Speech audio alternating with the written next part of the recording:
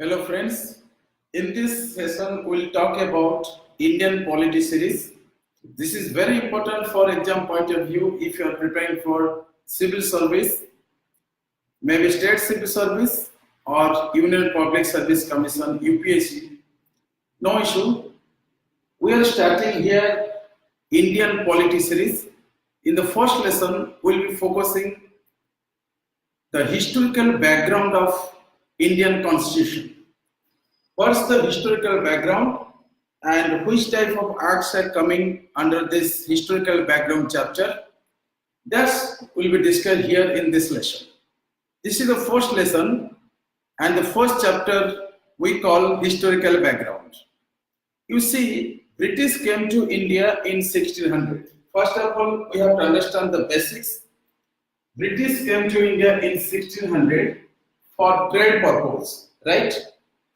And they left India in 1947. We all know this. The thing is that in between 1600 and 1947, there are so many things happened in India. In political scenario, economic scenario, socio-cultural, in each and every field, we experienced as Indians so many things. So anyway, our topic is to understand the historical background. So East India Company came in 1600 and in between 1600 and 1947, you can say more particularly 1773, 1600 to 1773, it was the phase of trading only. Means East India Company was doing business. And after that, you can say from 1773 till 1857, right?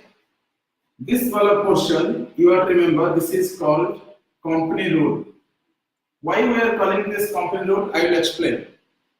And from 1857 till 1947, this rule is known as Crown Rule. Let's understand again.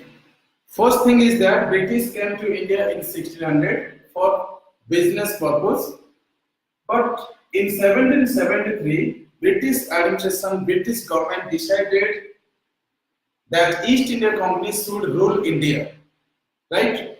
So that's why we call 1773 from 1773 till 1857 as company rule, and from 1857, the year India witnessed, you can say, the first war of independence, Sepoy Mutiny. So after Sepoy Mutiny, that's from particularly 1858, after 1857, till 1947, British left India, we call Crown Rule. So you can say that British administration in India can be classified into two categories. You just see 1773 till, you can say, 1858. This is one phase, right? And here 1858 to 1947, this is another phase. This phase is company rule. Means company means here East India Company rule. And this phase is known as Crown Rule.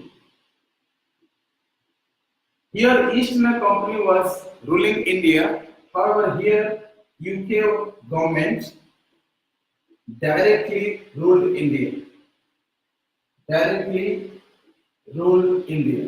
So you have to remember this point. And in this lesson, we'll start from 1773 and little bit historical background I will tell. And step by step, we'll talk about all the acts. You just see what is coming here. What are those acts I am going to explain right now. Here, 1773 Act, first act. We'll talk about Regulating Act, right? After that, 1784 Act, we call Pitt India Act. Everything will be discussed step by step. So, Pitt India Act, this is called Regulating Act. And then you can say 1833 Charter Act. This is known as Charter Act. And then 1853 again Charter Act. So there are so many things. And 1850, after 1853, here the company rule ends. So we'll talk about these acts. Apart from that, also 1892 Act is there.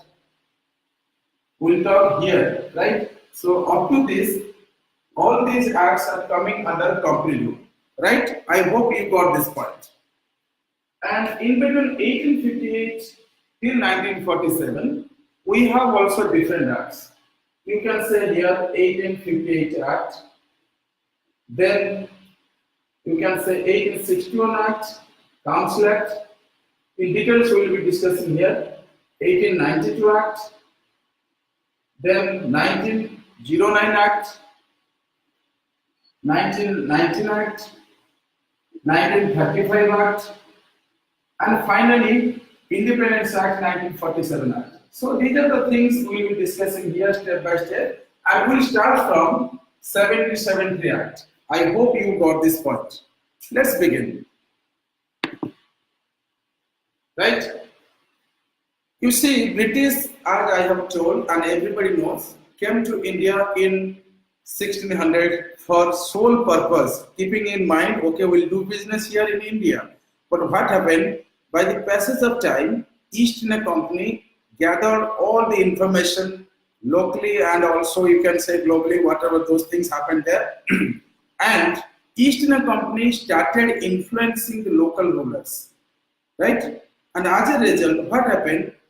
They tried to rule India, and from 1773 till 1858, in this connection, you can say, we experienced the company rule in India. So let's discuss what are those acts coming under this company rule step by step. First act, we'll talk about 1773 Act.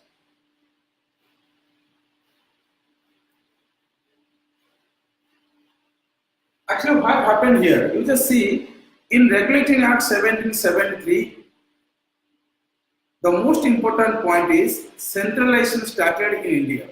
The first point you can see here, centralization started. Anyway, I will explain everything here. First thing is that centralization started. I will first write and then show. So centralization started under this 1773 Act. And this act is known as Regulating Act. Regulating Act. Why it is known as Regulating Act? This is the point. Because East India Company was involved, you can say, in corruption, taking bribes, gifts from local jamidars, natives. So that's why British government tried to regulate the affairs of East India Company in the form of Regulating Act 1773. I hope you got this point. So you can remember 1773 Act is known as Regulating Act, and the concept of centralization started here. So the concept of centralization started here, and here many things happen. First I will write, then I will show. Here the Supreme Court was established. Supreme Court was established at Kolkata. Then Calcutta, you have to remember, this is the point. Next thing is that this act prohibited, you can say, taking bribe, prohibited bribe, gifts, all other wealth, you can say, right? Another thing here happened, Court of Director. This is very, very important, Court of Directors, or Directors, you can say. So Court of Directors was created here, right? So this is the point you have to remember for Regulating Act 1773. And here, Governor General, you can say, Governor of Bengal. At that time, 3 presidencies were there, like Bengal, Madras and Kolkata. So you can say Kolkata, simply you can say also Bengal. So right, you can remember BMC, right? One is Bombay. 3 three presidencies. One is Madras, right? And next one is Calcutta, present day Kolkata. So three presidencies were there. Three presidencies. So you can say Governor of Bengal. This Governor of Bengal, you can say C means Calcutta. So here you can say also Bengal, Calcutta, Bengal. Governor of Bengal became Governor General of Bengal. This is the point you have to remember while studying this regulating act. So point is very clear. Governor of Bengal became Governor General of Bengal. And now Bombay and Madras, they are coming under the Governor General of Bengal. So these are the things you have to remember. So let's check what is there in this act step by step. You can see here. The first thing is that it provided for the establishment of Supreme Court. I have discussed, and this Supreme Court was established in 1774. This is the point you have to remember, right? 1774, because it takes time to establish Supreme Court, because the Act is 1773, and here you will find that in 1774 Supreme Court was established, right? Now we'll talk about the second point. Already we have discussed. It prohibited the servants, the employees of the East India Company to take bribe, or they should not involve in taking bribe. All those things you have to remember. Here, and next one is Board of Director. Board of Director was actually a body in which most of the decisions of East India Company were taken. So this is the point you have to remember while studying this act, right? So I hope you got all these points. Now we go for next act. We call this actually, the next act is Pitt India Act. What is this Pitt India Act? You see, this is the second act in historical background chapter. The first act I have already discussed. That's your regulating act, in which we discussed that Supreme Court was established at Calcutta, number one. Number two, it's a regulating act because East India Company was involved in corruption, was taking bribe, all those things. Number three, Board of Directors, which is the decision-making body, right, governing body of the company, East India Company, and which was responsible for revenue, civil, military affairs in the Indian territory. This is the point you have to remember. And next also we discuss centralization started in India during this act, and later we will discuss that the centralization was ended in 1833 Act. Right? Centralization started in 1773 Regulating Act. However, the centralization concept got maturity in 1833. This is the point you have to remember. You see, the next act is Pitt India Act. What is Pitt India Act? You see, Pitt India Act is nothing but an act named after British Prime Minister William Pitt. William Pitt was British Prime Minister. During his tenure, this act became famous, and we call this actually Pitt India Act. Why this act was enacted? Why? You see, after regulating act, there are little acts you will find, but that's not important. Like 1781 Act of Settlement. There are a number of acts. However, British government realized that there should be one act in which the commercial functions of East India Company and political affairs of East India Company must be separated. Why this act was enacted? Because East India Company was involved, was assigned in the previous act with civil, military, commercial, political, all types of functions. So that's why it was bare necessary to differentiate, to segregate, to separate the functions like your commercial functions for court of directors and administrative functions or political functions for, you can say, board of control. So a new body, board of control, was created.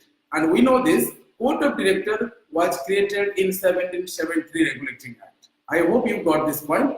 And for the first time, under this Pitt India Act, British possessions were recognized. This is very, very important. We'll discuss right now. So you have to remember that British possession, yeah, British is ruling us, East India Company is ruling us, and there is some territory. So it is recognized, or it was recognized in that act. So that's why it's very important. So you have to remember. Let's discuss in details. The first thing is that this 1784 Act is known as Pitt's India Act. This is called Pitt's India Act. William Pitt was Prime Minister. So William Pitt was British Prime Minister. So this is known as Pitt's India Act. What happened here? Let me clarify here first of all. New body called Board of Control. So please remember, Board of Control was created. Second thing, in this act, you can say, in this act, British possession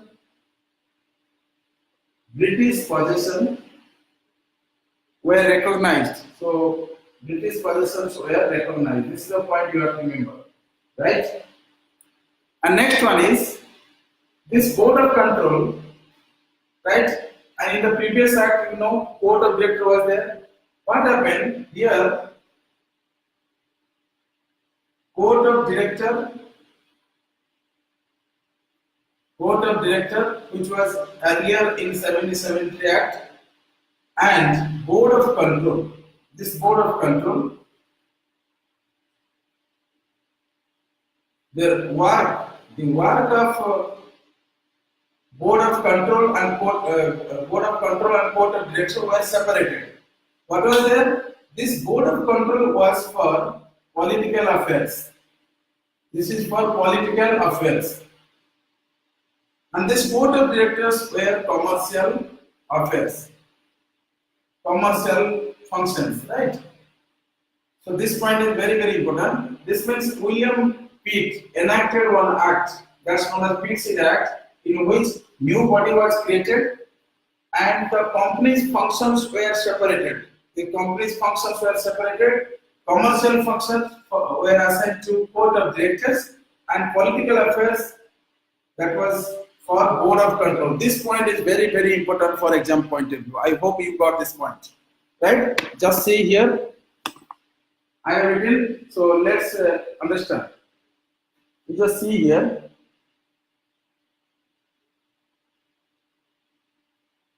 You can clearly see it distinguishes the commercial and political functions of company. That means you can say Court of Director for commercial affairs, I have already explained, and Board of Control for political affairs, I have already explained.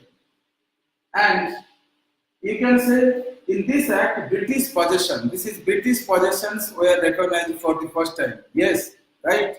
So I hope you got all these points. Now we finished 1773 Regulating Act. Then we finished also Pitt India Act.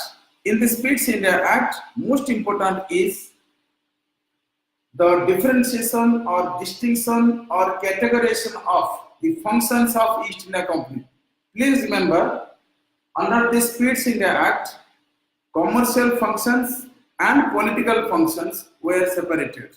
Commercial functions assigned to Court of Directors and political functions assigned to, you can say, Board of Control. This is the point you have to remember for exam point of view, right? And next point I will tell here, before this 1784 Act, there was one Act, 1781 Act. This is just for information. This Act is known as Act of Settlement. This is the thing you have to remember. Act of Settlement. Act of Settlement. This is the point you have to remember, right? And now we'll discuss the next act. We call this Charter Act 1833. What is this Charter Act 1833? You see, after Regulating Act 1773 and 1784 Pitt India Act, now we'll discuss 1833 Charter Act. Actually, British government now enacted one act that's known as Charter Act 1833. Right? What happened here? You see, we know in 1773 Regulating Act, Warren Hastings, if I have not told, I will mention here right now. In 1773, British government appointed Warren Hastings as the Governor General of Bengal, because I have already told in 1773, Governor of Bengal became Governor General of Bengal. So now the Governor General of Bengal in 1773, who was Warren Hastings, under this Act 1833 onwards, Governor General of Bengal will be known as Governor General of India. This is the point you have to remember for exam point of view. Right? Just understand this. 3 questions are very important. I will talk here right now. The first question is, who was first, right, Governor General of Bengal? Right? Answer is Warren Hastings. Warren Hastings. This is 1773 Act. Right? Now we'll discuss who was first Governor General of India, not Bengal, of India. That's 1833 Act. You will find William Bentinck. Okay, Lord William Bentinck. So William Bentinck. So William Bentinck was the first Governor General of India, right? And now we'll discuss who was. Okay, let me change the color. Who was first Viceroy? Please remember Viceroy, right? Viceroy of India, Lord Canning. Please remember, this is very, very important. And this act was 1858 Act. We'll discuss later, step by step we'll learn. The first question is, who was first Governor General of Bengal? It's Warren Hastings. Who was first Governor General of India? William Bentinck, 1833 Act. Now we are going to discuss. And who was first Viceroy of India? Lord Canning, 1858 Act. Anyway, I hope you got this point. So let's discuss 1833 Act. I'll talk the overview. I'll give overview, then we'll go in details. You see what happened actually in 1833 Act. The first point is the Governor General of India. Governor General of India, the post was created. That means earlier the Governor General of Bengal will be designated as Governor General of India. Means entire British territory will be coming under a post called Governor General of India, and this post was created under this 1833 Act, right? And such post was given to William Bentinck. This is the point you have to remember. Second point is, there was an attempt to introduce civil service in India. The concept of civil service was introduced in India, attempted, however, it was not materialized. In the next act, 1853, right, it was implemented, open competition was there for civil service. But under this act, 1833, there was an attempt to introduce civil service. Right, these are the things we are going to discuss. So let's start.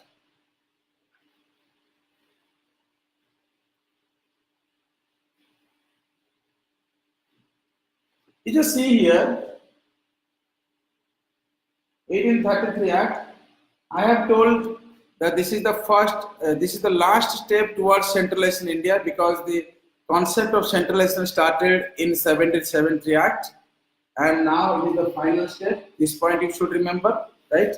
Centralization, final step towards centralization.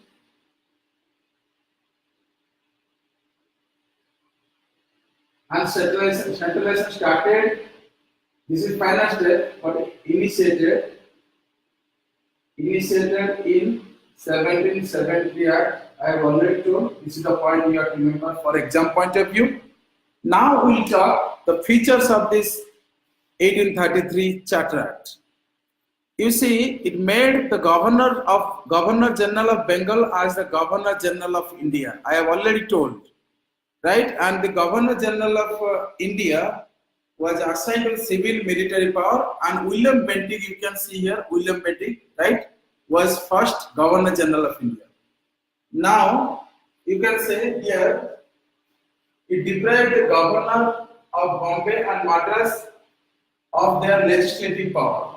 So legislative power means law-making power. All these powers were deprived because Governor General of India is now more powerful, most powerful. So the powers were concentrated at the hands of William Bentinck, or you can say Governor General of India. That's why the legislative powers, which was with the Governor of Bombay and Madras, that was deprived. This is the point you have to remember. And the next one is it ended the activities of East India Company as a commercial body. You can see here. This is the thing you have to remember. That means East India Company as a commercial body, it was ended. What is this? I am going to explain. You can see East India Company, EIC, East India Company, right, which was for business only, business or trade, we know this, right? And under this 1833 Act, right, it ended the company as a commercial body and became an administrative body. Now, business body or the concept of business body was discarded. Now, East India Company is purely administrative body because now East India Company is ruling India. Now it's purely administrative body. This is the point you have to remember. I will explain again. You just see what happened. East India Company came to India with the purpose of business in 1600 anyway, and British government decided to regulate in 1773 Act, and in subsequent acts it enacted or it applied so many techniques to control, to manage the affairs of East India Company so that East India Company can rule in a disciplined way. This was the target of British government. And slowly, steadily, in 1833, the Governor General of Bengal came to be known as Governor General of India. And as a result, you see, slowly, steadily, East India Company is becoming purely administrative body, and the commercial activities or business trade activities need to be stopped by British government. That's why this act, 1833 Act, ended the business or commercial activities of East India Company. As a result, East India Company came to be known as administrative body. This is the point you should remember while studying 1833 Act. I hope you got this point. And the last point is the Charter Act 1833. You can say Charter Act 1833 was you can say, I will explain here right now. You just see. Next point is Charter Act. It attempted, you can say, attempted to introduce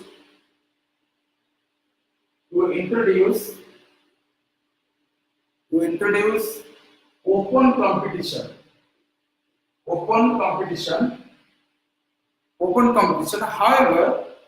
However, it was not implemented because it was not successful.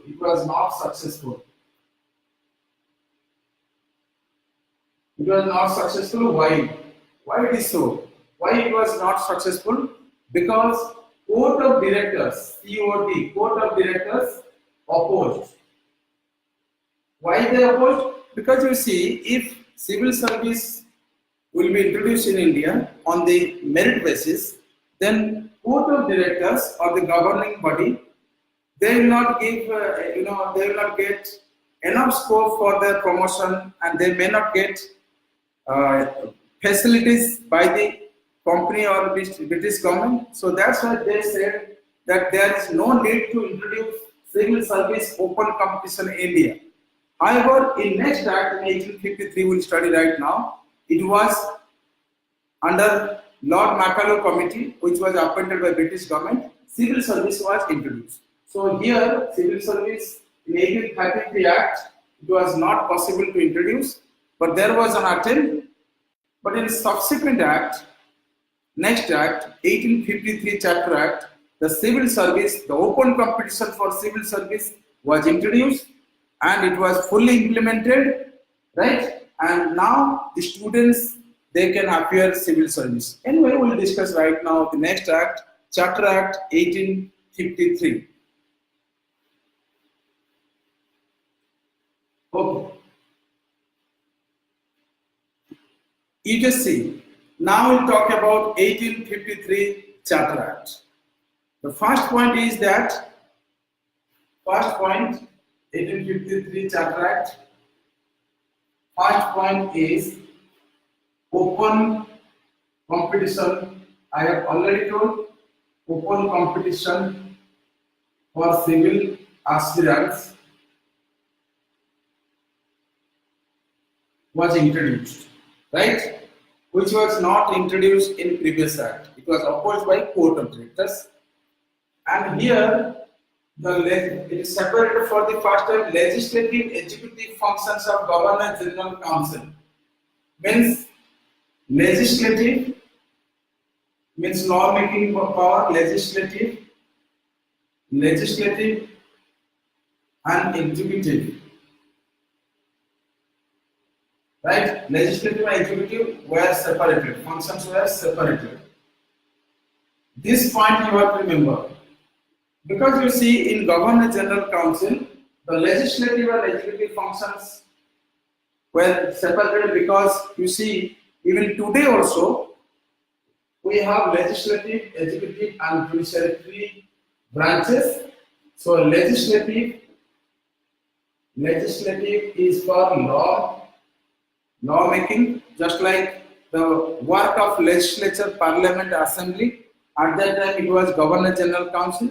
So you have to remember, executive is for implementing part or implementation or implementing body, implementation, and judiciary is to scrutinize. This is the point you have to remember while studying this three wings of government. So legislative, executive and judiciary, these are the basic things. Now here we have to talk in 1853 Act, the executive and legislative for functions of Governor General Councils were separated. And it provided for addition of 6 new members in the Legislative Council. You just see here. In other words, it established a separate Governor General's Legislative Council, which came to be known as Indian Legislative Councils. I will wipe out so that you can understand. You just see here.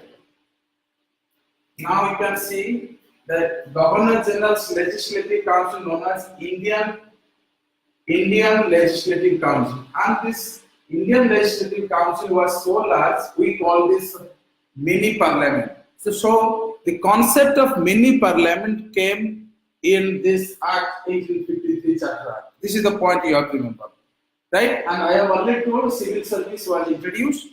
Now another thing is that this act, under this act, anytime the East India Company may be terminated. That means anytime East India Company can go to UK. This is the thing, right? And we know that the company rule started in 1773 till 1858. So this is the last Chapter Act, you can say 1853. So here in this act, we'll find that any time British government can terminate, can stop the activities, the functions of East India Company for India. You just see here. I have already explained open competition was introduced, and here is the committee called Makalu Committee. Lord Makalu, a person appointed by British government to survey, to give recommendations for the civil service, and finally civil service was introduced. This is the thing you have to remember. And here is one point, please remember. It extended company's rule and allowed it to return the possessions of Indian territories, right? Indian territories on trust for British Crown, but it did not specify any particular period. And the company's rule could be terminated. Company's rule could be terminated at any time, right? This is the last chapter act, and definitely you will see, or you can understand that yes, this act is the last chapter act of company rule from 1773 till 1858. This is the last chapter act, and now also you feel that yes, East India Company is going to be stopped forever, and they have to go London anyway. This is the thing you have to remember, right? And now you can see here local representation. This is very, very important. The local representation in the Central Legislative Council was experienced here. So that means under this Charter Act 1853, local representation, local problems, you can say those in provinces there are a number of problems. So local community, they have to elect, they have to send the representatives to the legislator, or you can say Indian Legislative Council at that time. So all these things happened in this 1853 Act. I hope you got this point, and I wish you happy learning. Thank you very much. In next class, we'll talk about the Crown Rule. Thank you very much.